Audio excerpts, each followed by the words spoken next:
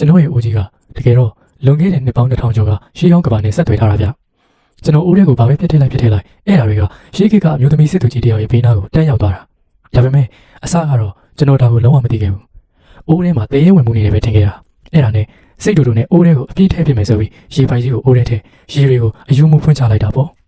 အဲ့ဒီချိန်မှာဟိုဘက်ကဘာမှာတော့တစ်နှစ်ကျော်ကြာမိုးခေါင်ပြီးအငတ်ပြီးကြုံနေရတဲ့နေဆက်ဒေသမှာရုတ်တရက်ကြီးမိုးသိမ်းထန်စွာရွာချလိုက်တယ်လို့ဖြစ်သွားတာပေါ့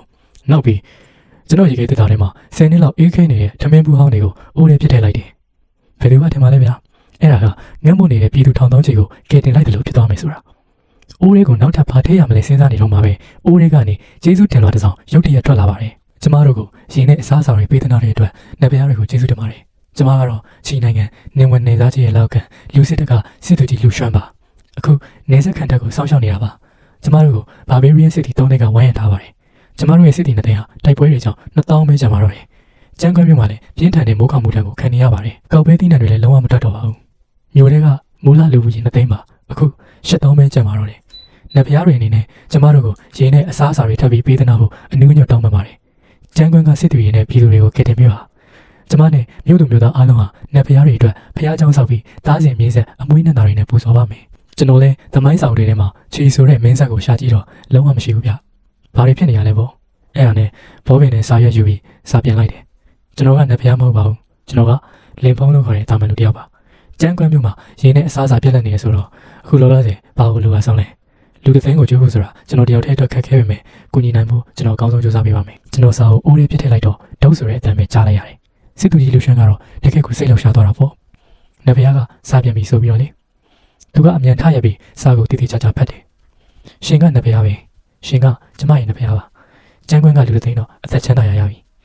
နဗယားကကျမတို့ကိုကေတင်ဖို့သဘောတူလိုက်ပြီသူလည်းစုတ်တန်ကိုယူပြီးကျန်းကွန်းအတွက်အခုလိုအပ်ဆုံးကရေနဲ့အစားအစာပါလို့စာပြန်လိုက်တယ်စာပြန်ရတော့ကျွန်တော်လည်းနည်းနည်းစိတ်ပူသွားတယ်ဗျကျွန်တော်ကတတိသားဆိုပေမဲ့လူတစ်သိန်းကိုကျွေးဖို့ဆိုတာမလွယ်ဘူးလေမိဘတွေကအမွေတွေအများကြီးထားခဲ့ပေမဲ့အများစုကအင်ချမ်းမြေတွေဖြစ်နေတာလက်ကျန်ငွေတွေကလည်းအမွေကုန်ပေးလိုက်ရလို့ဘဏ်ထဲမှာရွှန်3တန်းကျော်ပဲကျန်တော့တယ်လူတစ်သိန်းစာရိတ်ခါဆိုတာမနှဲဘူးလေပတ်စံအများကြီးကုန်မှာအဲ့ဒါကြောင့်ရိတ်ခါတွေစုဆောင်းဖို့ရန်နေနေတော့လုပ်မယ်မင်းတို့ဘက်မှာရေကန်ကြီးကြီးတစ်ခုကိုအရင်ရှင်းလင်းထားလိုက်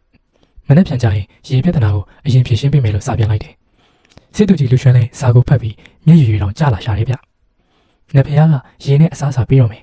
မနေ့ပြန်ရေစပေးတော့မယ်အားလုံးပဲငါတို့အသက်ရှင်ဖို့လမ်းစားရှိပြီရေကန်ကိုအခုချက်ချင်းသွားရှင်းကြတစ်ဖက်မှာလည်းကျွန်တော်ကဖုန်းနဲ့ online ကနေအယူမှုတွေရှောက်ဝယ်တော့တာပေါ့ပေါင်မုတ်9သိန်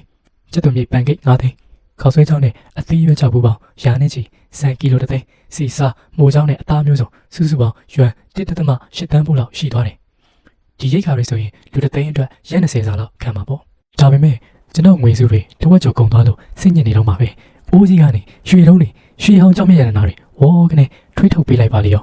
ာကျွန်တော်ချမ်းသာပြီဗျဒီရွှေတွေနဲ့လက်ရှိပေါက်စည်းတွေရွမ်တန်းပေါင်းများစွာတန်းတယ်လို့ရှေးဟောင်းပစ္စည်းအနေနဲ့ရောင်းရင်တော့တန်ဖိုးကဖြတ်လို့တော့မရနိုင်ဘူးလူရွှမ်းကတကယ်ကိုစိတ်ထားတတ်တဲ့သူပဲဗျာအခုတော့ဒီရှေးခေတ်လူတစ်သိန်းကိုထောက်ပံ့ရတာကျွန်တော်ပြောနေပြီရွှေလုံးနဲ့ရတနာတွေကိုတစ်တာကြီး3လုံးနဲ့ထည့်ရတော့ကျမ်းပြင်ပေါ်မှာပုံနေသေးတယ်အဲ့ဒါနဲ့မနေ့ကကြာရင်ရှေးဟောင်းပစ္စည်းအယောင်းဆိုင်ကိုတွားပြရမယ်လို့စဉ်းစားလိုက်တယ်ဒါပေမဲ့ကျန်းကွန်းမျိုးကဝန်းရင်ခံထားရတာဆိုတော့ရင်းနဲ့အစားအစာပဲပေးနေရင်အချိန်ဆွဲပြီးတိခိုင်းတယ်လို့ဖြစ်နေမှာသူတို့ဒီစစ်ပွဲကိုအနိုင်တိုက်ပြီးဝိုင်းရမှုကိုဖောက်ထွင်းနိုင်ဖို့နီးလန်းရှာပြရမယ်အဲ့ဒါကတော့ပတ်စံအများကြီးကုန်ပါပဲဒီနေ့မနေ့ကမှာတော့ဟိုဘက်ကလူတွေကရေထွက်လာမလားလို့စောင့်နေကြတာပေါ့ဒါပေမဲ့အိုးတွေကနေပထမဆုံးထွက်လာတာကပေါင်မုတ်တွေဗျအခုအငွေ1000တောင်းနဲ့ပေါင်မုတ်တွေကမိုးရွာတယ်လို့ဒရက်ဆက်ပြုတ်ကျလာတာလူရွှန်းလဲမနေနိုင်တော့ပဲတခုယူစားကြည့်တော့အရန်မွေးပြီးနူးညံ့တာပဲတဲ့ပြီးတော့တခြားစစ်တီတွေကိုဝေပေးလိုက်တယ်နဗယားတွေစားတဲ့အစားအစာကတကယ်ကိုအရသာရှိတာပဲလို့အားလုံးကအံ့ဩနေကြတာပေါင်မုတ်တွေဝေပြီးတော့ရေလာတော့မယ်ဆိုပြီးအိုးတွေခွက်တွေနဲ့စောင့်နေကြတော့မှာပဲနောက်ထပ်ပေါင်မုတ်တွေထက်ကြလာပြန်ရောဒီတစ်ခါကဝက်သားပေါင်မုတ်တွေအသားကိတ်တွေနဲ့အရသာရှိတဲ့အစားအစာတွေပေါ့စစ်တီတွေမှာတရွေတောင်ကြလို့ဒါပေမဲ့စစ်တီတွေ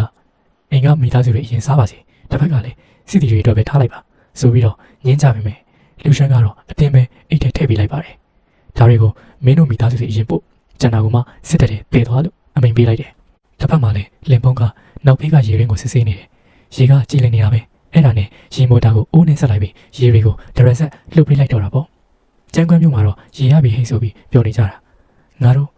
တစ်ပင်တွေစိုက်လို့ရပြီတစ်ခေါက်တွေပြုတ်စားလို့ရပြီကလေးတွေကိုအသားချင်းလဲစားရတဲ့ဘဝကနေလွတ်ပြီးလို့ပြောနေကြတာ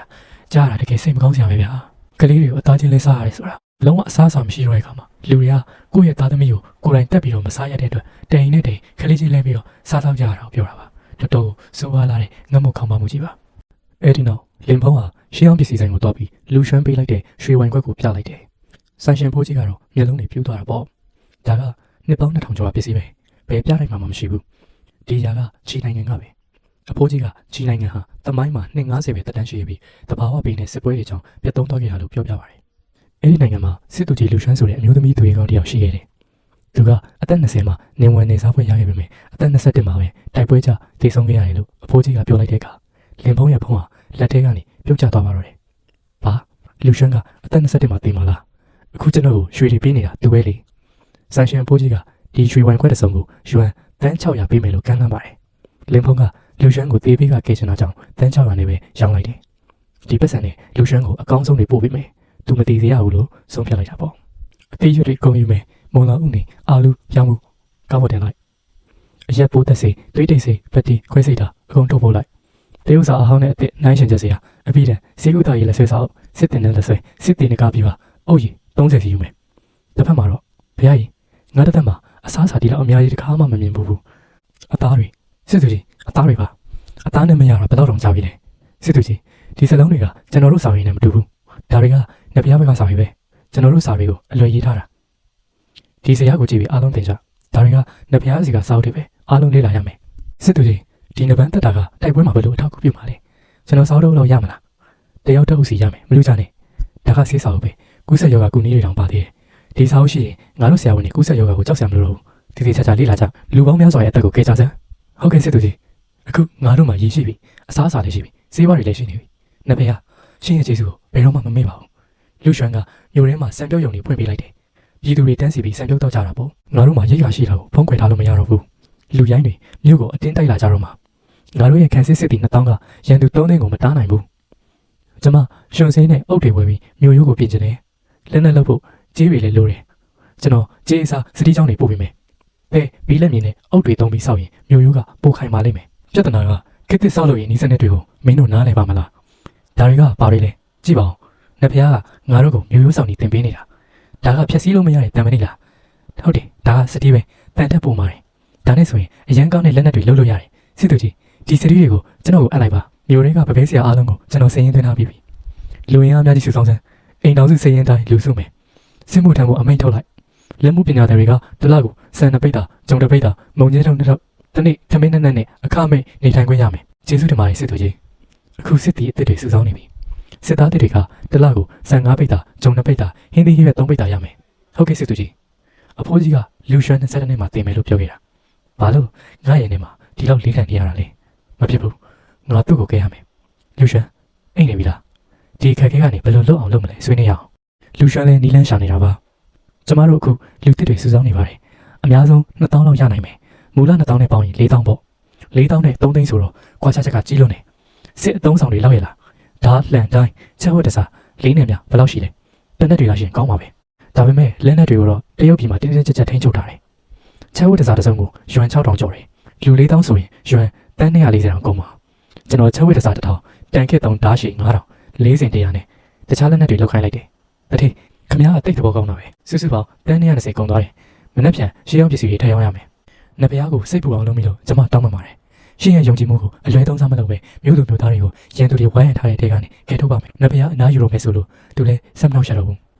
ဒါကတိတ်ထက်မြက်ပြီးခိုင်မာတဲ့ဓာတ်ပဲငါပဲလောက်လာတာတစ်လုံးဒီလောက်ကောင်းတဲ့ဓာတ်မျိုးတစ်ခါမှမမြင်ဘူးဒီတံမဏိကမယုံနိုင်လောက်အောင်မာတာပဲအခါခါထုနေစရာမလိုဘူးဒါရဲ့လက်နဲ့လုပ်လို့ရတယ်စစ်သူကြီးဒီချက်ဝက်တစားကတိတ်မာတာပဲအစင်းအောင်မတင်ဘူးငါတို့မှတောင်မျိုးဝစ်ထားတဲ့စစ်တီတသိန်းသာရှိလူရိုင်းနေမကဘူးတခြား6နိုင်ငံလုံးကိုပါသိမ်းပြလို့ရတယ်စစ်သူကြီးကျွန်တော်တို့မှာ4စင်100ပဲရှိတာနည်းလုံးနဲ့ဟုတ်တယ်နဘရားစီထပ်တောင်းလို့ရမလား